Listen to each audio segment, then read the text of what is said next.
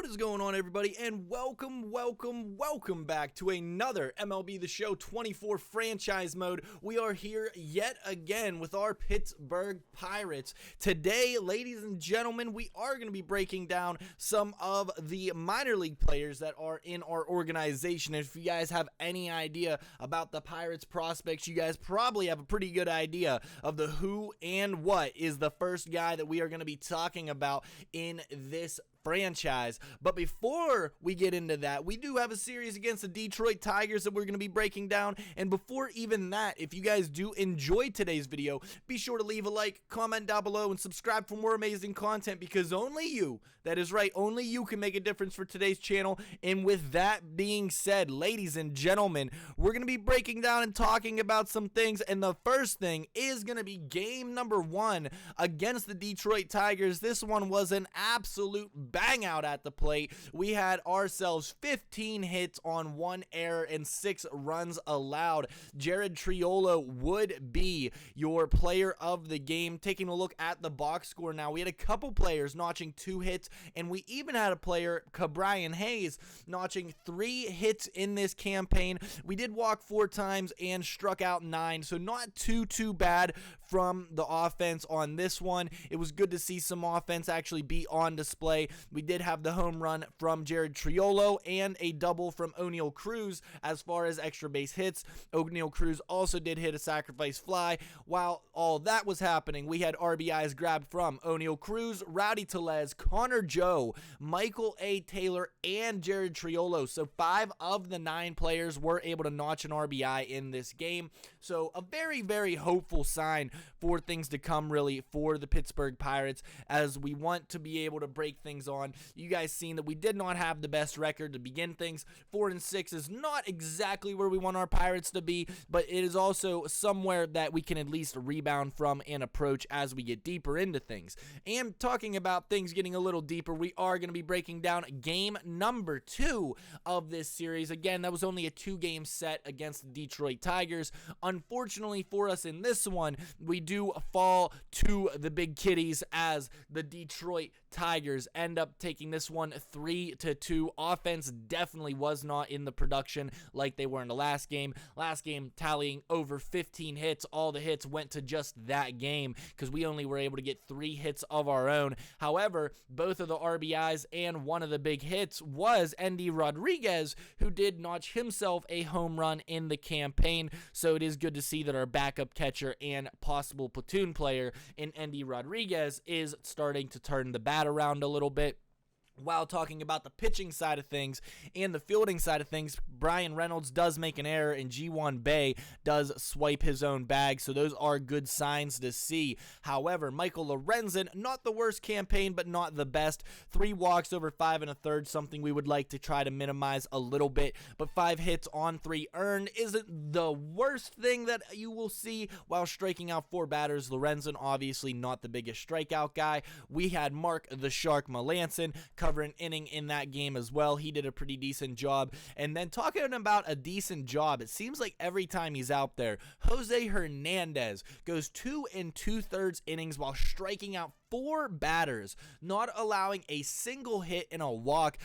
Jose Hernandez, really, for me, is a lefty that we're going to have to really rely upon, and if we can give him these 2-3 inning opportunities, kind of like a long reliever, I think that would really go a long way. This is a guy, again, big lefty that we can use for some potential. That is somewhere where, in my opinion, the Pirates kind of lack as far in the bullpen. Not a lot of strong lefties really in that pen, and you know, it makes for a little bit of a dangerous outcome for some things. So with that being said, though, guys, we're going to be talking about some extra baseball right here, right now. And as promised, ladies and gentlemen, we do have ourselves a little bit of baseball, but we're going to be talking minor league baseball as Paul Skenes is set to make another debut in this game. This is actually his 2nd debut. However, in reality, Paul Skenes has had his 3rd outing for us, so I just wanted to get that out of the way just so everyone knows. But I did want to kind of show you guys a little bit of gameplay from what is going to be one of our aces in our rotation, and hopefully in due due time, if he continues to pitch the way he is in AAA, should be able to find himself at the Major League roster sooner than later. You guys are also going to see in the next episode, we do make some call-ups. We do bring some guys up, so if you guys are excited for that, let me know down in the comments below who on this organization is one of your mostly touted prospects that you would like to see that we do not have in the Major League roster right now. Do you guys like to see Nick Gonzalez? Do you want to see Peguero? Do you want to see Paul Skenes? You guys let me know. And as we talk about that, obviously Paul Skenes is going to be the lock, but let's talk about this AAA lineup and what they are going to be bringing behind Paul Skenes. We do have leading off today Eliover Peguero. He's going to be playing shortstop for the Indianapolis Indians. Yuli Gurriel, recent free agent signing, pretty much going to be the AAA first baseman unless something was to happen to Rowdy Tellez or Connor Joe. I wanted something to be there. However, we're going to talk about another guy that might have kind of taken it by storm over Gurriel. Yasmani Grandal is the catcher on the day, very similar to him.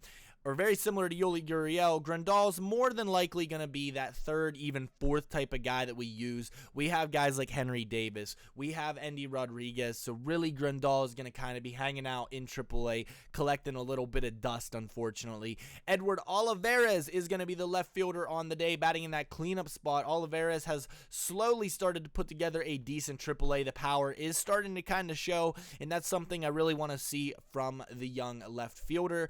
Aaron Shackelford is going to be the DH. He's going to be in the 5 spot. And Jake Lamb is going to be the third baseman on the day. Believe it or not, Jake Lamb has been tearing the cover off the baseball in AAA, and truth be told, he's really kind of making a name for himself down there. And more often than not, again, if people start not playing well and we end up having a spot to call someone up, Jake Lamb, believe it or not, really could be a guy that could find himself in a roster spot at the Major League level yet again. Just kind of really wanted to note that because, again, he is a very talented player. And in front of you, ladies and gentlemen, I did want to include this. This is just a little piece that is from Paul Skenes from MLB.com. This is just talking about the prospect that is in front of us. We are going to be breaking down Paul Skenes. As you look at those scouting grades, it is a pretty impressive scouting grade, if I do say so myself. A 80 grade fastball with a 70 grade slider and a changeup of a 55, control at 60, and overall at 65 right out of the gate. Paul Skenes absolutely showing that masterclass performance. We're going to be talking more and more about him, but it is also worth noting, in the top prospects, this is including Major League Baseball, this is including MLB The Show. Paul Skenes is one of the only prospects that is a pitcher in the top 25. The only two that even really come close to him are Kyle Harrison, who is already starting to get Major League service time under his belt, and he will no longer be considered a prospect soon enough. And then the other one is Jackson Jobe, which is the Detroit Tigers pitching prospect, very highly touted prospect as well. But with that being said, ladies and gentlemen, let's get a first-hand look at what Paul Skenes could potentially be delivering to this Pittsburgh Pirates franchise. And ladies and gentlemen, boys and girls, we are here. Happy Paul Skenes Day. In this one, we got ourselves an absolute ace to be watching today. After 2 years at the Air Force and 2 summers pitching for Team USA, Skenes has transferred to Louisiana State for his junior season, helping lead the Tigers to a Men's College World Series in 2023. A former two-way player who reached double digits in wins and home runs with the Air Force in 2022. Skenes' focus on pitching helped cement him as the best college pitching prospect since Steven Strasburg. So, did otherworldly junior campaign that earned him SEC Pitcher of the Year honors while leading all Division I pitchers in strikeouts, K per 9, and whip. The Pirates set a draft record by giving him a $9.2 million bonus as last year's #1 overall pick and let him get his feet wet with a handful of professional outings that ended in Double-A. Skenes' velocity started to spike during the fall at LSU. It carried over to his incredible spring in Baton Rouge, averaging 98 miles an hour and topping out at 102 miles an hour with his fastball, with a flat approach angle and carry that make it very difficult to hit, as evidenced by a 30% miss rate on it last spring. His slider turned into the best secondary pitch in the class. In the minors, it's thrown largely in the upper 80s with sharp break that elicited ridiculous swing and miss rates, 62% to be exact. His 89 to 93 mile an hour changeup might be his third pitch, but don't be surprised if it's a third plus pitch as a pro, as he learns to land the fading off speed offering in the zone more consistently. At 6'6" and 235 pounds, Skenes brings an imposing presence to the mound. A former catcher, his athletic on the hill, repeating his delivery well and filling the strike zone exceedingly well, especially given his premium stuff. He has all the makings of a frontline starter, one who should not take very long to make his presence felt in Pittsburgh. And that, ladies and gentlemen, is exactly what we are looking at today. Paul Skenes, in this minor league approach, has looked very, very good. Like the scouting report says, strong changeup, gonna be working that down in the zone a lot, and a high velocity fastball. Now, I do want to note, in these clips that you're going to be seeing in Paul Skenes pitching, a lot of knockout sliders, a lot of high velocity fastballs in the zone. Now, let me explain something. You guys are going to see Paul Skenes' fastball really only averages around 96 to 99 miles an hour in this game. I do think by the time that we bring him up to the major league roster, we're going to give Skenes around 100 to 101 mile an hour average fastball. You guys let me know what you guys think about that. If you guys have actually seen the last couple games that Paul Skenes has been pitching, the Pirates have been milking him a little bit, only allowing him to throw 3 innings. They're kind of babying that arm. I don't know if it's whether or not they just want to build his confidence up. They don't want to see the fatigue early. They don't want to strain the arm. I'm not exactly sure of the real reason, but they're definitely playing it safe with Paul Skenes. We are not doing that. You guys are going to see the manager of our AAA team decided that Paulie Skenes, like right around here in the 6th inning, things start to get a little bit hairy, and that's kind of something that I'm glad to see, but at the same time, I want to see it improve a little bit more, because you are going to see as this goes later in the 6th inning here, he does get hit around a little bit, although there are some double plays like you will see here in the mix. A couple jams, a couple unlucky hits do not go his way, and it is just worth noting how well Paul Skenes has been being able to rotate, turn into these double plays, and really allow himself to kind of develop into the player that we know Paul Skenes can be, and really show that velocity of his fastball is something that is really going to be key. And not only can he work with a strong fastball, but can he battle with these other pitches. He has the changeup, he has the slider, and those are the 2 main pitches that you're going to be seeing. Now, MLB The Show did give him a cutter. We are going to keep the cutter just because it is nice to have a guy that has a 4-pitch mix. So if you're wondering why we have a cutter, MLB The Show gave him a cutter. It doesn't say that he really throws a cutter. I've seen it a little bit from watching him, but it's not really a pitch that you're going to be seeing Paul Skenes knock out all the time. And yet again, though, here in the 6th inning, letting up a couple hits, that pitch count is getting a little bit higher. I think really whenever we get him to the major league roster, I'm going to be shooting for about that 6 inning mark with him. I don't really want him to be putting any more stress on himself, at least in that rookie campaign. This is the top prospect pitcher we're talking about, and as much as I want him to help this major league club and I want him to build, it is very important that we don't take Skenes and put him into the negative.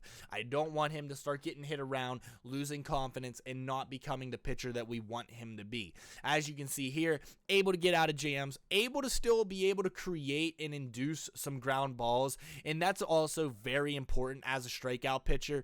Obviously, you can go 98 up and away, up and in against players, especially in the AAA, and get away with that, but that is not really what you want to be seeing. You want to be seeing a guy also being able to be smart with how he's pitching, not work a long pitch count, and we started to see that here in the 7th, as he was able to go with a strikeout there. He was able to get that. Unfortunately, though, a couple players later in the game do hit him around a little bit, This lets up to be a double though, but as you're going to see here, Paul Skenes does a very good job of being able to work out of the jam. This one tries to go to the slider away, which at least in this game did seem like his worst pitch of the night. It was getting him a couple generated strikeouts, but there were times where he was leaving that over the plate and it was getting hung up a little bit and getting hit. Now, we headed into the 8th inning, and this was where I was a little bit surprised. I was surprised that they were trying to force Skenes into the 8th inning. I was really only looking for 7 out of him, but the manager wanted to keep him out there, and that is what we got.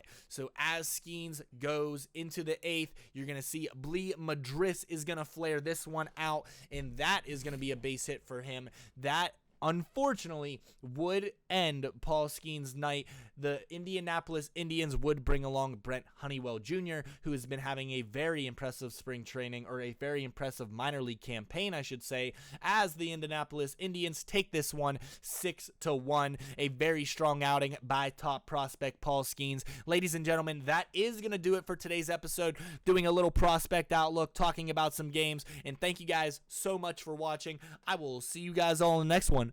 Bye-bye.